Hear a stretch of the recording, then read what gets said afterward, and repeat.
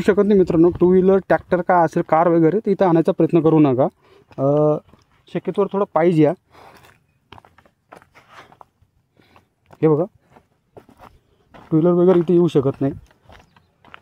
थोडा खालचा भाग या.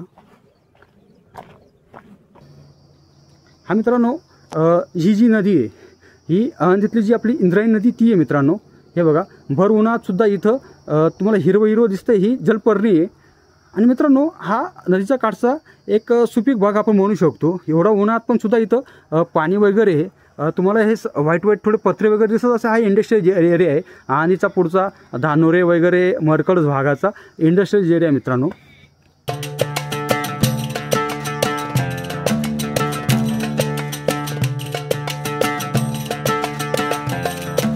सर्वप्रथम जय शिवराय. मी तुमचा मित्र पाटील. मित्रांनो आज आपण आलो आहेत भगवान खोपेश्वर महादेव मंदिर या जागेवर आपण भेट दिलेली आहे. मित्रांनो बरेच दिवसापासून ना आपण हे मंदिर सर्च करत होतो. नेटला दिसतंय पण याच्याबद्दल जास्त व्हिडिओ नाही आहेत किंवा कोणी जास्त माहिती टाकलेली नाही आहे. तर मित्रांनो हे आहे साधारण वडगाव शिंदे गाव आहे. वडगाव शिंदेपासून थोडंसं गावापासून एक म्हणू शकतो 1.5 किलोमीटर एक डोंगर आहे. त्या डोंगराजवळ एक साधारण थोडीशी एक 5 मिनिटाची चढाई म्हणू शकतो. तेवढं करून तुम्हाला ही मंदिर आहे, गुहेत हे मंदिर आहे मित्रांनो. तर हे खोपेश्वर महादेवचं मंदिर अतिशय इथं प्रसिद्ध आहे, हे पंचक्रोशीत. पण नेटवर याचं जास्त माहिती किंवा यूट्यूबला व्हिडिओ नाही आहेत. मी कधीपासून सर्च करत होतो.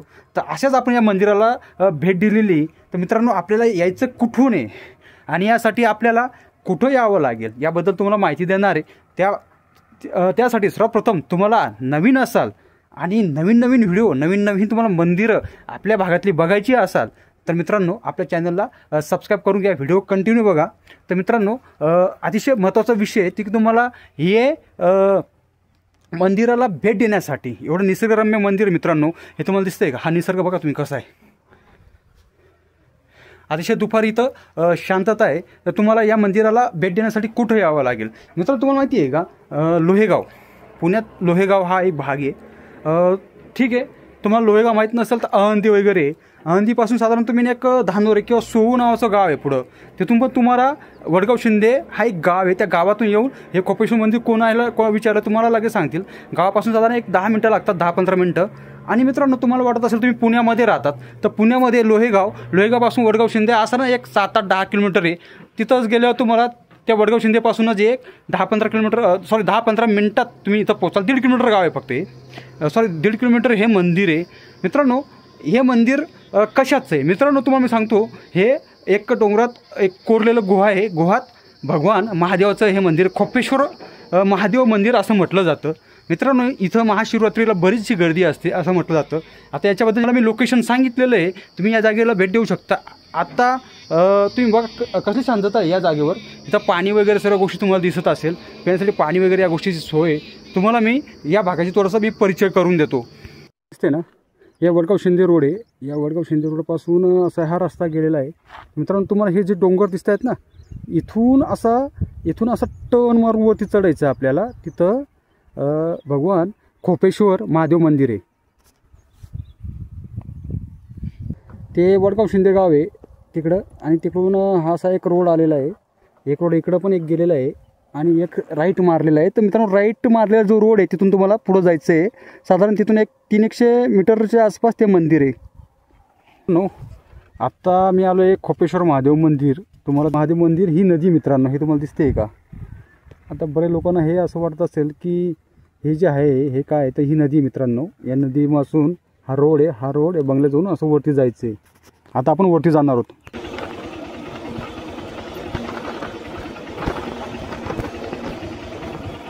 झालं असं की मी गाडी इथंच पार्क केली.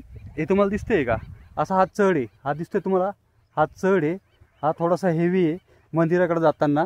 तर मी गाडी इथंच गाडी ही पार्क करून टाकली माझी. आणि इथून थोडंसं मी आता पायी वरती चढणार आहो.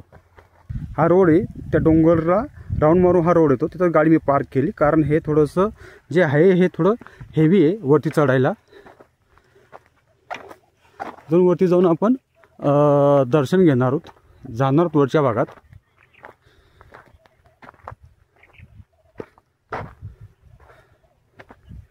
मित्रांनो हे बघा हे पूर्ण वडगाव शिंदे पुढं काहीतरी फार्म हाऊस सारखं बरंच काही दिसते. एकदम समोर नदी आहे, समोरचं जे दृश्य अतिशय छान आहे. आता वरच्या भागात आपण चढायचा प्रयत्न करू.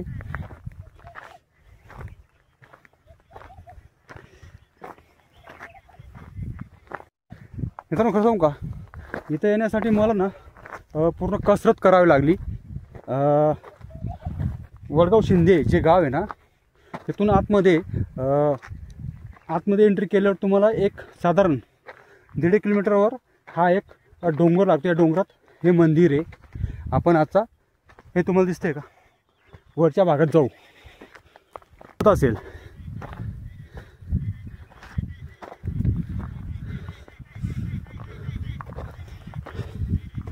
वरच्या भागात पोहोचलो. साधारण एवढं उंच तुम्हाला चढावं लागत नाही. त्या पोलजवळ टू व्हीलर लावलेली आपण. तिथून आता आपण वरती आलो.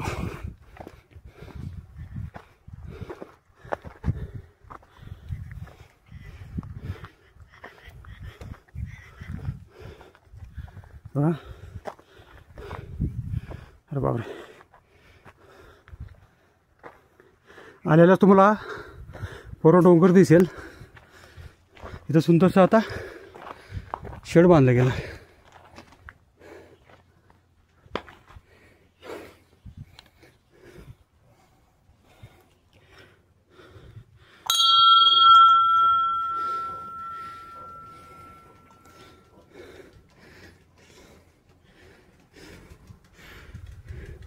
मित्रांनो बघा, इथं जे आपले नंदीदेव आहेत त्यांच्या तुम्ही मूर्त्या बघू शकता. एक नवीन आहे आणि फार एक प्राचीन आहे. याचा अर्थ फार पूर्वी म्हणजे वर्षापासून ही इथं मंदिर वगैरे बांधण्यात आलेलं. मित्रांनो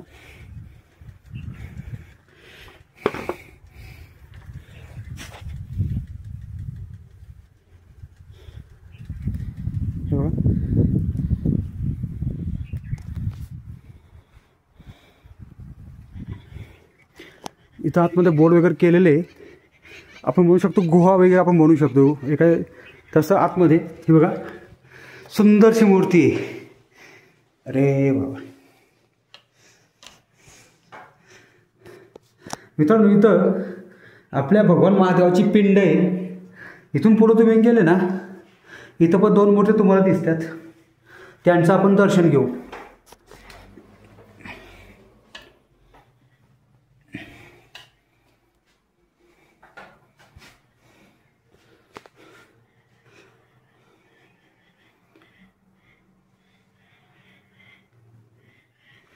मित्रांनो जी आपली शिवलिंग जी पिंड आहे आपली खूप सुंदर आहे. त्याच्यावर फुलांचा इथं लाइटिंगची सोय केलेली आहे. त्याचा धन्यवाद ज्यांनी केलं या मूर्ती मला कमेंट बॉक्समध्ये सांगा.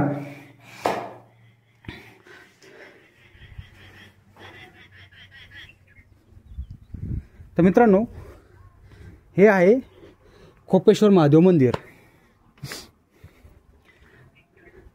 इथं काहीतरी ॲग्रो टुरिझम दिसते. तुम्हाला दिसते का? झूम करून दाखवू का? तेव्हा इकडे ॲग्रो टुरिझम वगैरे. इकडे कसं आहे, नदीजवळ असल्यामुळे ना, हे बघा ही नदी ही तुम्हाला दिसते का? नदीजवळ असल्यामुळे ना इथले स्पॉट खूप आकर्षक दिसतात, ते पण उन्हाळ्यात. मित्रांनो हा पूर्ण डोंगर आहे. पूर्ण डोंगर आहे आणि या डोंगरजवळ हे आतमध्ये मंदिर आहे. अतिशय सुंदर जागा आहे. ते का समोरचा भाग हा मित्रांनो, ही जी नदी आहे ही तिथली जी आपली इंद्रायणी नदी ती आहे मित्रांनो. हे बघा भर उन्हात सुद्धा इथं तुम्हाला हिरवं हिरवं दिसतंय. ही जलपर्णी आहे.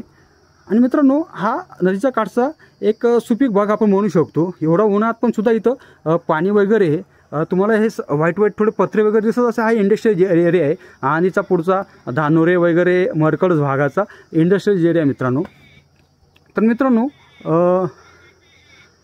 हे असं मंदिर आहे. आता थोडं ऊन पण जास्त असल्यामुळे आपण वरच्या टेकड्यात गेलो असतो, पण ते आपल्याला जमणार नाही. आणि आज रविवार असल्यामुळे ना आज एवढी गर्दी नाही आहे. मंदिराचं आपण इथं दर्शन घेतलेलं आहे. तुम्हाला आतली मूर्ती पण दाखवलेली. अतिशय सुंदर असं हे ठिकाण आहे.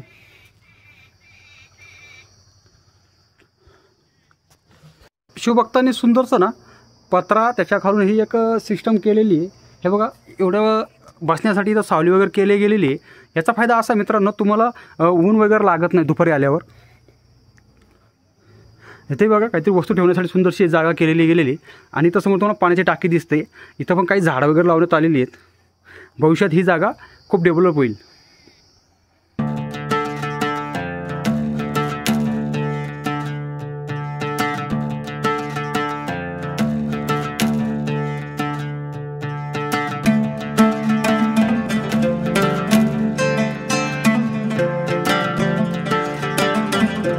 वगैरे येऊ शकत नाही मित्रांनो. टू व्हीलर ट्रॅक्टर काय असेल कार वगैरे तर इथं आणायचा प्रयत्न करू नका.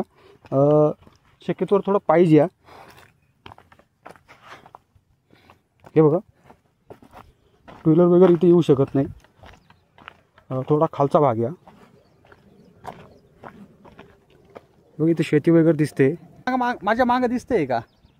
हे बघा ही नदी दिसते. ही जी हिरवं दिसते मित्रांनो ही जरपर्णी आहे. ही नदी आहे मित्रांनो.